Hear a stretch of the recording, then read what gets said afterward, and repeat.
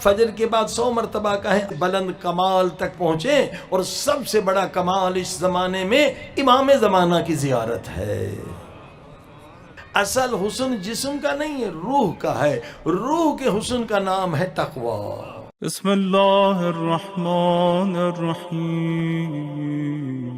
غصے کے نقصانات آپ نے سنے تھے شروع کی مجالس میں کہ غصہ بہت بری چیز ہے. ہم اسے بیماری نہیں سمجھتے ہیں، یہ نفس کی خطرناک بیماری ہے اور کبھی انسان قاتل بن جاتا ہے. ابھی حال ہی میں بری خبر ہے کہ ایک انسان غصے والا تھا، پہلے دوسروں پہ غصہ کرتا تھا، باپ پہ غصہ کیا، باپ کو قتل کر دیا. بتائیے اس کی تو آخرت گئی نا. غصہ اتنی بری چیز ہے. کچھ لوگ غصے میں آ کر بیوی کو قتل کر دیتے ہیں، کچھ غصے میں آ کر بچے کو قتل کر دیتے ہیں، کیونکہ غصہ جو ہے اس کا میٹر لوگوں کے پاس نہیں ہے. جیسے نا بخار کا میٹر ہوتا ہے، غصے کی ایک حالت یہ ہوتی ہے کہ خود انسان آؤٹ آف کنٹرول ہوتا ہے، وہ کچھ بھی کر سکتا ہے، خود کو بھی مار سکتا ہے. فرمایا وہ یہ مفتاح کل شر، سارے گناہوں کی برائیوں کی جڑ ہے. اسے معمولی نہ سمجھیں. آپ غصہ لے کے پھر رہے ہیں 50 سال سے 60 سال سے، اس کا علاج نہیں کر رہے ہیں. اب دیکھیے غصہ کیوں کرتے ہیں، اس کے پیچھے اس کی جڑ کو ختم کرنا ہے. ممکن ہے 4 حدیثیں آپ سنیں گے، تھوڑے دنوں کے لیے غصہ ختم ہو جائے گا، لیکن جڑ کو ختم نہیں کہ پھر دوبارہ غصے میں آ جائیں گے. کیونکہ تکرار عمل سے ہیبٹ بنتی ہے. عادت کیسے بنتی؟ تکرار، ریپیٹ کرو بار بار. سگریٹ کی عادت کیسے ہوئی؟ 1000 مرتبہ پی آپ چھوڑ نہیں سکتے. روزے کے وقت پانی کی ضرورت نہیں، کھانے کی نہیں، اس کو پہلے سگریٹ کی ضرورت ہے. سر بات پڑے محمد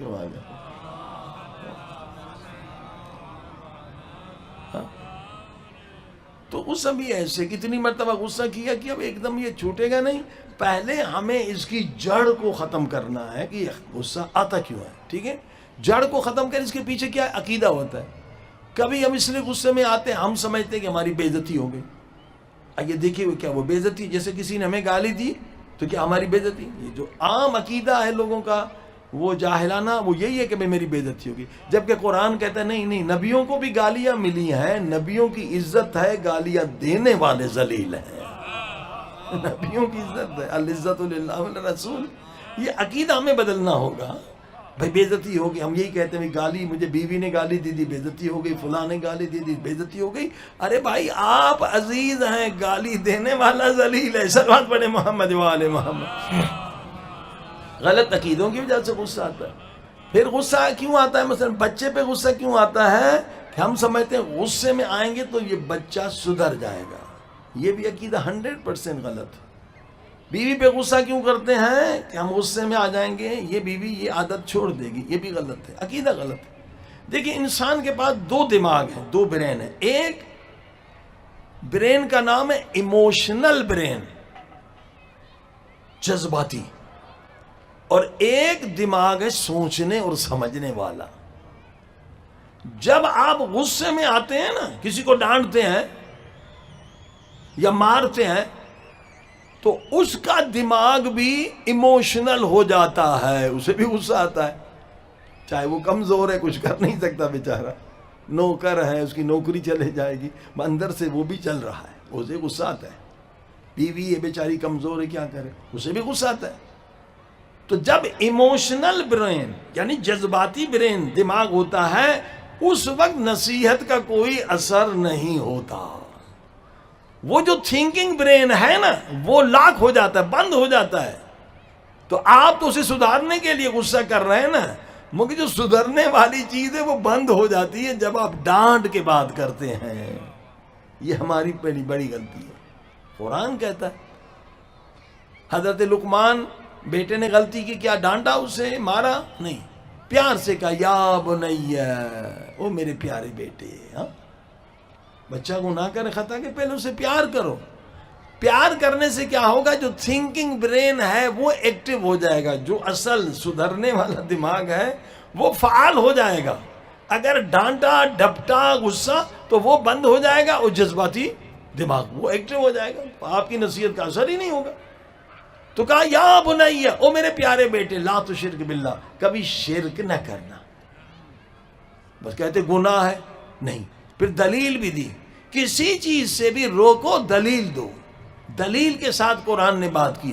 اللہ کو دلیل دینے کی کیا ضرورت ہے؟ ہمیں خدا سکھا رہا ہے کہ جو بات بھی کرو دلیل کے ساتھ، برہان کے ساتھ. دلیل یعنی عقل سے بات کرو.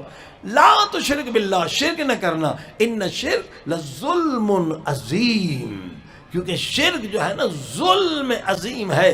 انسان کی فطرت میں یہ چیز ہے کہ ظلم برا ہے. ہندو سے پوچھو ظلم اچھا ہے، کہے گا برا ہے. سکھ سے پوچھو ظلم اچھا ہے، کہے گا برا ہے. عیسائی سے پوچھو، یہودی سے پوچھو. یہ علم انسان نے ہر ایک کی فطرت میں رکھا ہے. صلوات پڑھ دیں.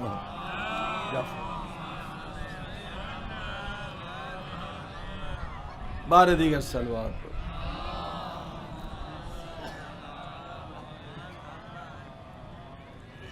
غصے کی وجہ وہی غلط عقیدہ ہے ہمارا. جب بھی سوچیں گے یا ریاکاری، ہم ریاکاری میں مبتلا ہیں. اس وجہ بھائی ہم چاہتے ہیں واہ واہ ہو جائے، یہ ہو جائے، مگر ہمارا وہ جشن خراب ہو گیا، تو یہ ریاکاری کی وجہ سے وہ بھی شرک ہے. ریاکاری غصے کے پیچھے دیکھیں عوامل کیا ہیں، ریزنز کیا ہیں. وہ غلط عقیدہ ہے. ہم ریاکار ہوں گے، غصے میں ہو جائیں گے، بھائی ہمارا سارا وہ پروگرام آپ نے خراب کر دیا. ہاں، یہ غصہ کسی لیے ریاکاری کی وجہ سے ہوتا ہے یا حسد کی وجہ سے ہوتا ہے. اچھا غصہ ہمیشہ ضعیف پر ہوتا ہے، کبھی کرنل جرنل پہ تو غصہ کر کے دکھاؤ. صلوات پڑھے محمد و آل محمد. ہاں، بیوی پر ہوتا ہے، بچے پر ہوتا ہے. ہم ایس پی پہ بھی غصہ نہیں کر سکتے. ہاں، یہ غصہ بتا رہا ہے کہ اس کے پیچھے تکبر کی بدبو ہے. صلوات پڑھ دیں محمد و آل محمد. اگر غصے والے تھے تو کرنل جنرل پہ بھی غصہ کرتے نا. یعنی تکبر کی بدبو ہے اس کے پیچھے، نجاست ہے. تو عزیزان گرامی، پہلے جڑ کو ختم کرنا ہے. جڑ ختم ہوگی تو غصہ ختم ہوگا. لیکن کچھ چیزیں ہیں جو سنانا بہت ضروری ہے کہ جب بھی غصہ آئے اس وقت ذکر خدا کرنا واجب ہے، ورنہ آپ قاتل بن سکتے ہو، ظالم بن سکتے ہو، بد اخلاق بن سکتے ہو، گالی دے سکتے ہو، سب کچھ. بولو مت جب غصہ آئے، زبان خاموش، صرف ذکر خدا. اور جہاں غصہ آ رہا ہے جگہ چھوڑ دو، جس کمرے میں جگہ چھوڑ دو. اچھی چیز ہے وضو کر لو، وضو کر لو یا غسل کر لو. ایک چیز یہ جو ہم خاک شفا رکھتے ہیں نا، اس کا سائنٹیفیکل فیکٹ بہت سامنے آ گیا ہے. ایک تو اس کا فائدہ یہ جو موبائل لے کے پھر رہے ہیں، اس کا ریڈیشن کا دماغ پہ اثر ہوتا ہے، اس لیے بھی کبھی غصے میں آ جاتے ہیں. ریڈیشن کا اثر ہوتا ہے. 10-4 وائی فائی چلا رہے ہیں، چل رہے ہیں، ہر طرح ہمارے دماغ پہ اس کا اثر ہوتا ہے وائی فائی کا. تو یہ کچرا جو دماغ میں پھنس جاتا ہے کیسے نکالیں؟ خاک پہ جب پیشانی رکھتے ہیں تو ساری ریڈیشن ادھر چلی جاتی ہے. تو غصے والے حضرات ایک بہت بڑا سجدے کا اپنے پاس رکھا کریں. ٹھیک ہے، جب بھی غصہ آ جائے تو سجدے میں رکھیں اپنا سر. یا دوسری یہ چیز ہے کہ اتنی ساری خاک ہونی چاہیے پاک صاف آپ کو، کہ کیونکہ ممکن اگر ہائی بلڈ پریشر ہے اور سجدے میں جائیں گے اور بلڈ پریشر ہائی ہو جائے گا. صلوات پڑھی محمد و آل محمد. ان کے لیے سجدے کے بغیر کیا کرنا ہے؟ خاک اپنے گھر میں رکھیں، جو بہت آہستہ آہستہ ختم ہو جائے گا غصہ. مگر اس کو کیسے ختم کریں؟ آگ ہے نا غصہ، اتنی خاک ہو کہ آپ کے پاؤں خاک میں دفن ہو جائیں. اور اس وقت ذکر جو کرنا، انا للہ و انا الیہ راجعون. ایک دن مجھے خاک میں دفن ہونا ہے، کس لیے غصہ کر رہا؟ ایک دن مجھے اسی خاک میں جانا ہے. اور خدا کہتا ہے اگر میرے غضب سے بچنا چاہتے ہو تو کسی پہ غضب ناک نہ ہویا کرو. اللہ کے غضب سے بچنا چاہتے ہو تو کسی پہ غصہ نہ کیا کرو. تو یہ چیزیں ہیں جو بہت ضروری ہیں. اور اس کے بعد جو ہے دیکھیے کیلکولیشن بہت اہم ہے کہ آپ پہلے دیکھیں، اکیلے لکھیں کاغذ قلم، کن کن چیزوں پہ مجھے غصہ آتا ہے. 70 سال ہو گئے ہم نے کبھی حساب ہی نہیں کیا. کیلکولیشن کریں، لکھیں کس چیز پر غصہ آتا ہے.